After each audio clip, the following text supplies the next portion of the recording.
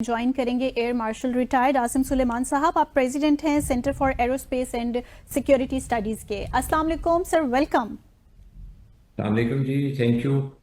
Sir, आपसे पहले भी हमने डिसाइफर में बात की, अभी दोबारा से आपका एक नैरेटिव जानना चाहूंगी। आप किस तरह से देखते हैं भारत ने ये जो पैदल पे अपने ड्रोन्स भेजे, फर्स्ट हाफ में तो आप मुझे इस चीज का जवाब दें और सेकंड हाफ में इस चीज का जवाब दें कि सारे के सारे इसराइली साख्ता थे। तो क्या भारत की अपनी क्रेडिबिलिटी, उसकी अपनी जो यू कैन से कैपेबिलिटीज हैं, वो कहाँ एग्जिस्ट करती हैं? क्यों सहारा ले रहा है इसराइल का या बाकी ममालिक का? और इतने ढेर सारे ड्रोन्स भेजने के पीछे क्या मकासद हैं? जी, सबसे पहली तो बात मैं आपको जो बताना चाहूँगा वो ये है कि आईएएफ जो है, Indian air force, has been defeated hands down. 6 जहाज उनके गिर गए और अब उनको मुंह दिखाने की यह सकत ही नहीं है लोगों को कि वो कहाँ पे हैं आज। और जो इतने इतने रेटोरिक्स के ऊपर वो इनकाद करते थे कि हम ये कर देंगे, हम वो कर देंगे, वो बेचारे कुछ करके तो दिखा नहीं सके। तो मैं तो इसको ऐसे देखता हूँ कि जी ये जो इनकी जो अभी सिचुएशन है, इन लोगों ने अपने घुटने टेक दिए and they are on their knees now. और सबसे बड़ी चीज़ ये है कि जब आपको एक शिकस्त हो जाए एयर बैटल के अंदर, तो आप अपना जहाज अगर सामने लाने से कासिर हैं या शर्म आ रही है आपको आपको या आपको डर लग रहा है, तो फिर एक ही चीज़ आप कर सकते हैं, और वो ये है कि छोटी एयर फोर्सेस की तरह जहाँ पे आपके पास ज़्यादा एयर पावर नहीं होती और आप जो है सब्स्टिट्यूट्स के ऊपर इनेकाद करते हैं, तो they have chosen a substitute of aircraft as drones, और वो ड्रोन से हमले करने शुरू कर दिए उन्होंने। अब ये जो ड्रोन से वो हमले कर रहे हैं, ये इसके अंदर हमें एक चीज़ जो पता होनी चाहिए वो ये है कि ये खाली ड्रोन्स को इसलिए नहीं इस्तेमाल कर रहे कि ये जहाज नहीं लाना चाह रहे।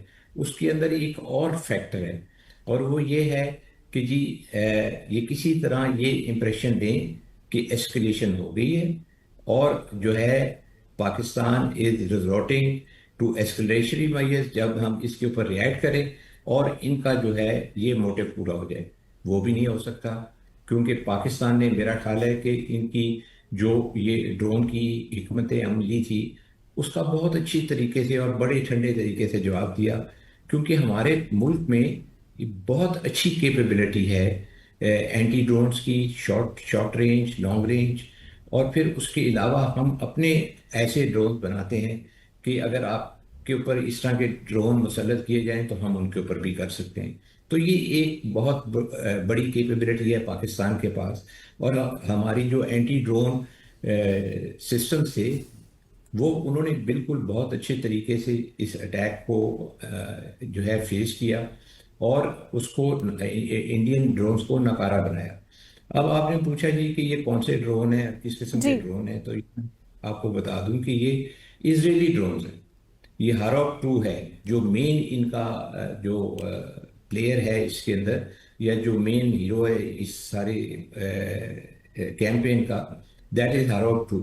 ये नए जो हैं यूएवीज हैं, और ये अभी इनको मेरा ख्याल है इंडियंस को लिए हुए कोई एक 10-15 दिन से ज़्यादा नहीं हुआ होंगे।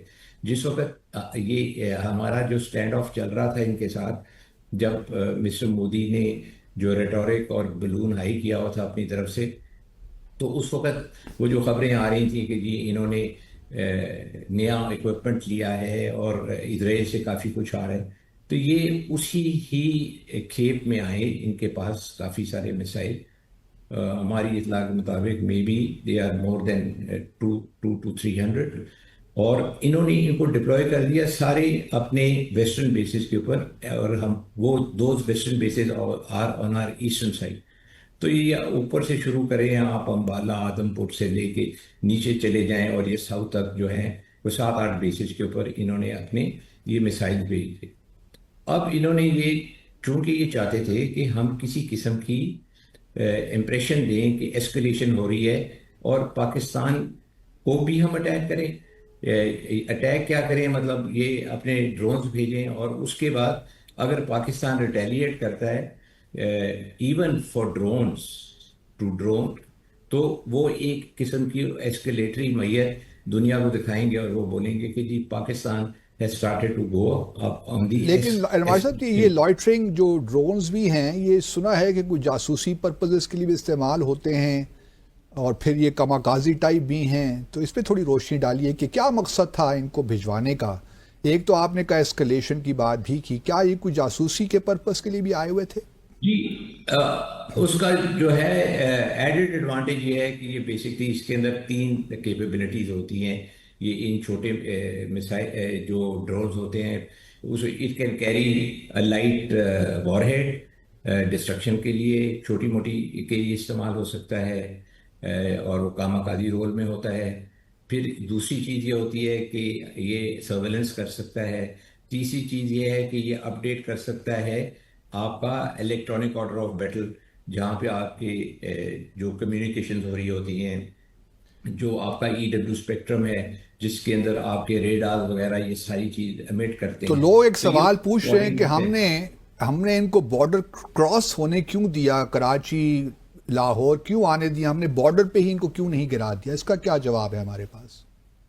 देखिए जी, ये एक काफी क्रॉस सेक्शन जो होता है ना जहाज का, वो एक्चुअली डिटरमिन करता है कि वो किस किस्म के रडार के ऊपर पिक होगा। अगर बड़ा बड़ा फाइटर है या बड़ा ट्रांसपोर्ट एयरक्राफ्ट है तो वो रडार के ऊपर दूर से नजर आ जाएगा। और जूं जूं साइज छोटा होता जाता है, ये जो क्रॉस सेक्शन एरिया कम होता जाता है। जब क्रॉस सेक्शन एरिया कम होता है तो फिर ये जो हर रेडार इसको देखने के काबिल नहीं होता। कुछ स्पेशलाइज्ड रेडार्स होते हैं जो इनको पिकअप कर सकते हैं, जिनका रोल ही ऐसे छोटे बर्ड्स को पिकअप करना है। और कुछ जो बहुत अच्छे रेडार्स होते हैं उनके अंदर भी ये कैपेबिलिटी होती है कि वो इनको पिक कर लें। लेकिन ये एक बिल्कुल तय है कि ये this is not a very very easy target to pick up, because they are very small, they can be spread all over. और आपके कुछ एरियाज होते हैं जहाँ पे आपकी पिकअप उस तरह की नहीं होती, जो ऑप्टिमम नहीं होती, तो उधर से भी इनके आने के चांसेस होते हैं। तो अगर 100 आएंगे ड्रोन्स, अच्छे से अच्छा सिस्टम भी जो है वो तकरीबन 20% टू 15% को पिकअप नहीं कर सकेगा। और फिर ये उड़ते भी लोअर ऑल्टीट्यूड्स के ऊपर हैं, तो ये एक और कोई एडवांटेज होता है कि इनको पिकअप करना मुश्किल हो जाता है। अच्छा, अब थोड़ा तो सा हमें ये समझाइए मार्शल साहब के राफेल तो बड़ा, हमने लास्ट टाइम भी आपके साथ डिस्कस किया था कि state of the art aircraft है, 4.5 आप कह सकते हैं जनरेशन का। क्या हम इनको हम ये इन्फर कर सकते हैं, ये कंक्लूजन ड्रॉ कर सकते हैं कि राफेल तैयारों को लेकर शायद भारत के जो पायलट्स हैं या उनके जो भी, उनकी कोई तैयारी ट्रेनिंग सही नहीं हुई, कहीं लैप्सेस थे, क्या वजह, या फिर हमारी बहुत अच्छी तैयारी थी उसको इनको काउंटर करने की? आप किस तरह देखते हैं इस पहलू से चीज़ों को? देखिए, अगर आप राफेल की बात करें तो प्रॉब्लली ईयर 2000 में इंडक्ट हुए थे, 2000 maybe later part of the 2000। अब तब से लेके अब तक काफ़ी अर्सा गुजर गया हुआ है, 5-6 साल हो गए हैं, और उनकी जो प्रोफिशेंसी है वो ठीक हो जानी चाहिए थी, अच्छी होनी चाहिए थी। और अब हर एयरफोर्स जो होती है वो एक प्रोफेशनल तरीके से अपने आप को ट्रेन करती है। जब आप एक जहाज़ खरीदते हैं तो जो आपको जहाज़ बेचने वाला होता है, ये उसकी जिम्मेदारी होती है कि वो आपके सारे पायलट्स को ऑपरेशनलाइज करे और आपका एक कोर ग्रुप तैयार करे जो जाके अपने लोगों को ट्रेन करता है। तो ये तो I am sure the Indians must have gone through, and the French must have made sure that ये लोग जो हैं इनकी जो ट्रेनिंग प्रॉपर तरीके से हो और ये चले जाएं। अब उसके बाद जब आपकी इनिशियल ट्रेनिंग हो जाती है, फिर आप जब अपने मुल्क में जाते हैं उन जहाज़ों को लेके, तो उसको आप अपनी लोकल एनवायरनमेंट के हिसाब से ऑपरेशनलाइज करते हैं। उस लोकल एनवायरनमेंट में क्या होता है कि आपके कुछ सिस्टम्स होते हैं जो कि जिनके साथ आप अपना रेडार वगैरह इंटीग्रेट करते हैं। आपको जो है इंटीग्रेशन के बाद you have lot of advantages of looking and utilizing your other radar sensors also, and it gives you a good awareness in the cockpit, and उसके अंदर जो अवेयरनेस होती है that is even beyond what your radar is looking at, because आप जो है वो data links वगैरह की वजह से ये सारी चीज़ें इंटीग्रेट कर देते हैं अपने जहाज़ों के साथ। तो अब ये वाला काम तो इंडियंस ने खुद करना था वापस आके।